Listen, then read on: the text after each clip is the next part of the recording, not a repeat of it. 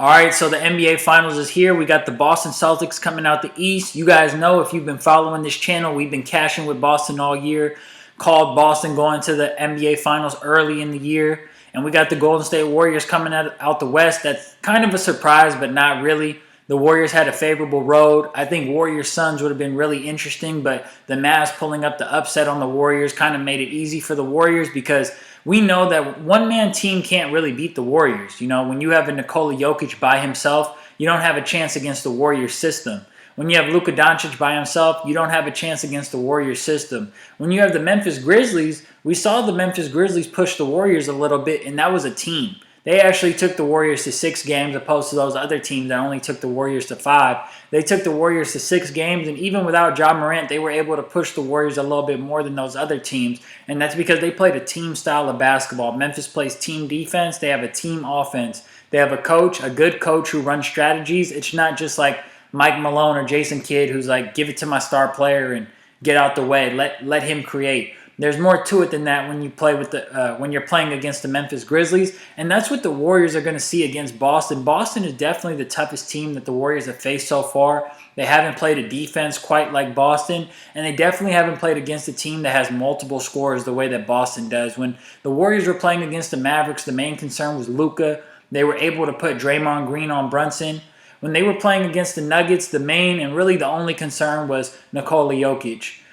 When you're playing a team like the Boston Celtics, it's going to be harder for guys like Draymond or Klay Thompson in this scenario because there's not really guys who they can hide as far as athleticism.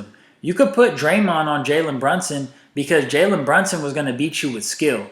You could put Draymond on certain guys. You could even put Draymond on Jokic because Jokic is going to beat you with skill. And Draymond favors well versus guys with skill because he's a smart basketball player who studies the scouting report, and he's going to be in the right spot at the right time. But against guys who are more athletic or stronger, we saw with Steven Adams, Jaren Jackson. Now we're going to see with Rob Williams, Al Horford's length. Certain guys, it's not the best matchup for Draymond Green at this point in his career. And with Klay Thompson and Andrew Wiggins, Jason Tatum and Jaylen Brown are going to give them all they can ask for as far as athleticism. I think Wiggins has a shot to do decent this series because there's wings that he can compete with those wings as far as athleticism and just going back and forth with them. But Klay Thompson is really going to struggle this series. We're probably going to get that Game 6 Klay Thompson or 1 or 2 games during the series where he just lights out. But for most of the series, I suspect Klay Thompson to struggle quite a bit because they just have so many athletic wing guys that they can put on him. What happens if Marcus Smart hounds Klay Thompson for a couple plays? He's not going to be able to dribble. You put Jaylen Brown or Jason Tatum on Klay Thompson, what's he really going to be able to do? We saw what the Celtics did to the Bucks. They ran up on them on the three-point line and chased them off of it, forced them to shoot mid-ranges, forced them to go to the cup and try to finish against big men like Rob Williams, Horford, Grant, Tice. It's hard to finish up against those guys, and it's hard to take mid-range shots when 6'9" Jason Tatum is running behind you trying to block it. So this is going to be a hard series for the Warriors. The Warriors don't match up particularly too well against this Celtics team. And that gets me to my main point. I think the Celtics are going to win this series, guys. I think the Celtics match up really well versus the Warriors, and I like the Celtics in 7. I really like the Celtics in 6, and 6 would make more sense because 6 would be at home. But I like the Celtics in 7 because the Celtics have shown to have a lot of inconsistencies, not only from the three-point line, but just from an effort standpoint. The Celtics have shown that they come out the gate kind of flat, and they don't play hard until they have to. Which brings me to the pick for Game 1. I like the Warriors at home in Game 1. The more rested team, the healthier team at this point in time, the team that had a chance to scout against the Boston Celtics longer than the Celtics have had a chance to scout for the Warriors.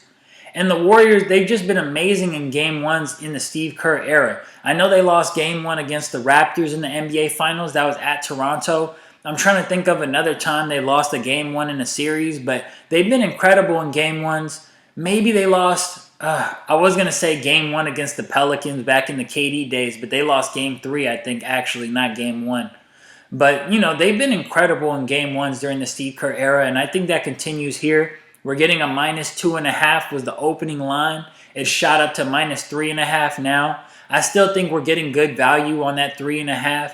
I would take it up to maybe 4, 4.5. I would still take it at 4.5. But at 3.5 right now, we're getting good value. I can't talk anybody off of not taking it right now. The only thing I would say is maybe wait a little bit with COVID and injury reports. We just don't know what's going to happen, so maybe wait a little bit for that.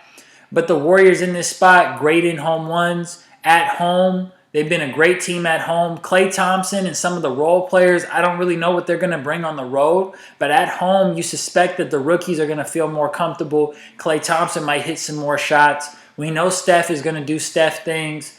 And I like the Warriors at home in this game one spot. The Celtics have shown, like I said earlier, that they come out a little bit flat and they don't play well until they need to. And that gets me to the flow of this series. I think game one goes to the Warriors, and the Celtics in a game that they feel like they got to win, they probably come out and win game two. They make some adjustments. They play with some heart. It's very hard to beat a defense like Boston 2 times in a row because they're going to come with that tenacity the second time after losing last game. They've done this throughout the course of the playoffs. Every time they need to win a game, they win it. They lose game one at home, they win game two versus the Bucks. And then they go to Miami, they lose game one, they win game two. They lose game three, they win game four. They win game five, and they're about to win game six, and they blow it, but they win game seven. Against Milwaukee, they have game five, they blow it, they end up winning game six and game seven. So this Boston team has pretty much shown that when they need to play well, they will play well. So I think game one goes to the Warriors.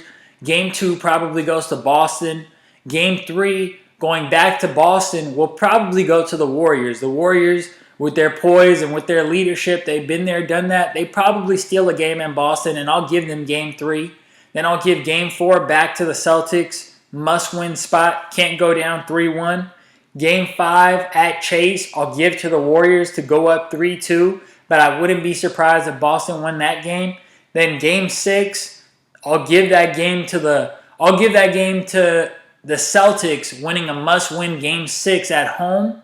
And then the Celtics coming back to Chase winning a must-win game seven at home on the road.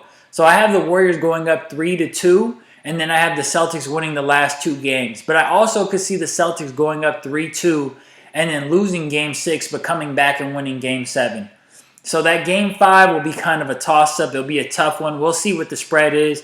Probably won't end up betting that game. But you guys know I'm going to adjust game to game. I'm just giving you guys my expectation for the series, a prediction. But we're going to adjust from game to game. We're going to look at the line. We're going to look at the statistics, the matchups, the health of the players. We're going to see what's going on psychologically. And we're going to, make our move from there. But so far, I like the Warriors in game one and the Celtics in seven. Make sure to like, comment, subscribe. Give me some feedback. Let me know what you guys think, what you guys like. I love the discourse. I love the back and forth conversations. This is what it's all about. I'm having a blast doing it. We're on a 13-3 run, our last 16 games. Let's keep on cashing. Let's end the season strong. Thanks, guys. Peace.